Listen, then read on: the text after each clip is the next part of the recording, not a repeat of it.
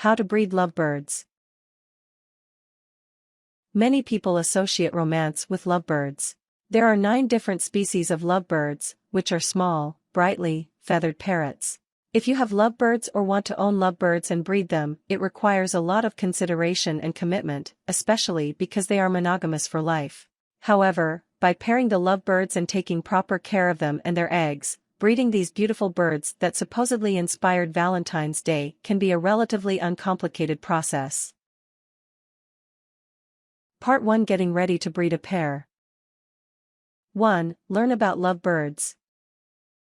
Breeding lovebirds can come with risks, especially if a mate dies. Informing yourself about lovebirds and their mating process can help you figure out if this is the right decision for your animals and for you. Understand that unlike other animals, lovebirds mate for life and can continue mating throughout their almost 15-year life cycle. Monogamy underpins the social structure of lovebirds and is vital to the stability of flocks. Be aware that if a mate dies, its companion can exhibit erratic behavior that is like a form of depression. Lovebirds do not like to be alone. Enjoy the fact that lovebirds are romantic with one another and may feed each other to re-establish their bonds after stress or separation. 2. Get supplies to breed and house lovebirds.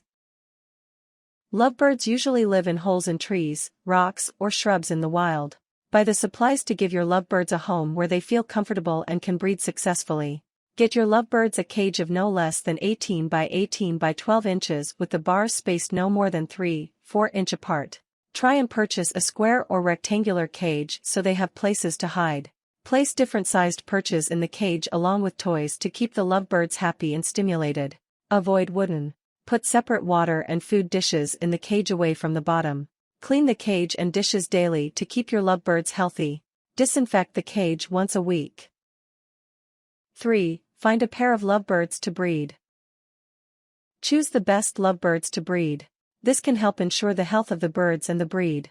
Check that the lovebirds you want to mate are not related.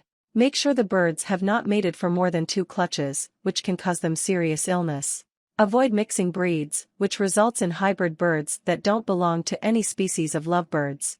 Determine the sex of your lovebirds by looking at their plumage, as males may have different plumage than females.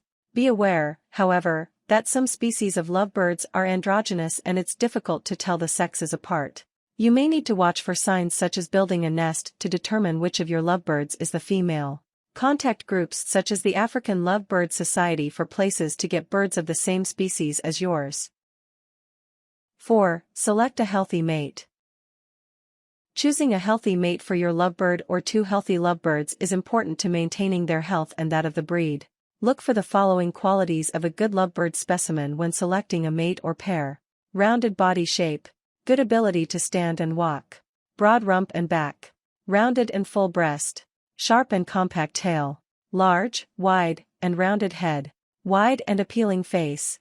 Large, round, and bold eyes. Even, deep and clear plumage, or feathers. Immaculate feather condition.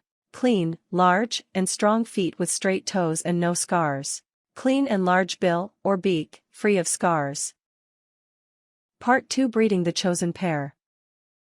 1. Check the health of your lovebirds. You cannot introduce lovebirds unless you know that both animals are healthy.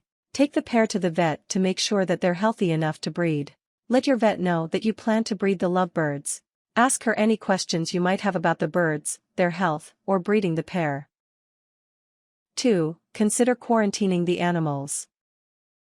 If you bring a new lovebird into your flock for mating, consider quarantining the pair for a few days. This can help ensure that both are healthy and that the female doesn't get territorial or reject the male.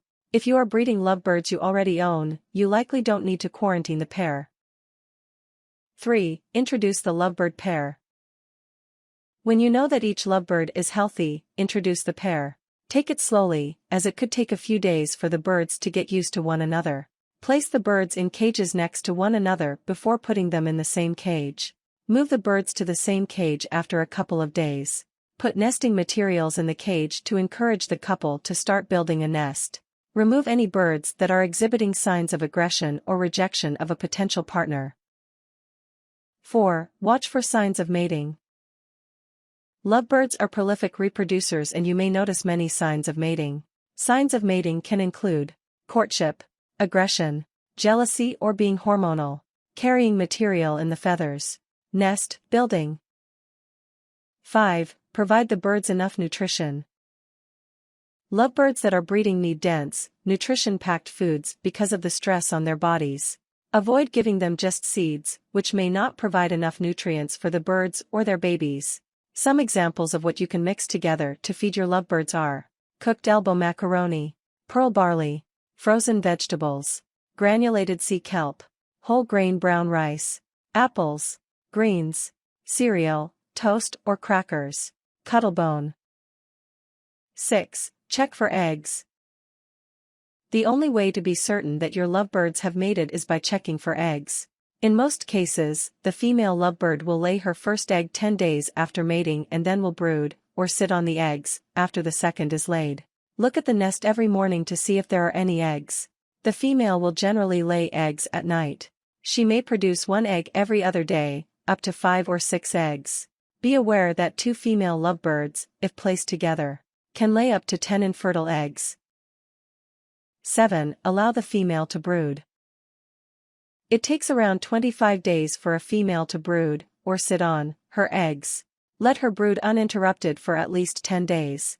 Be aware the female will only leave to excrete waste, drink, and have a bite of food. In most cases, the male will feed the female during brooding. 8. Figure out if eggs are fertile.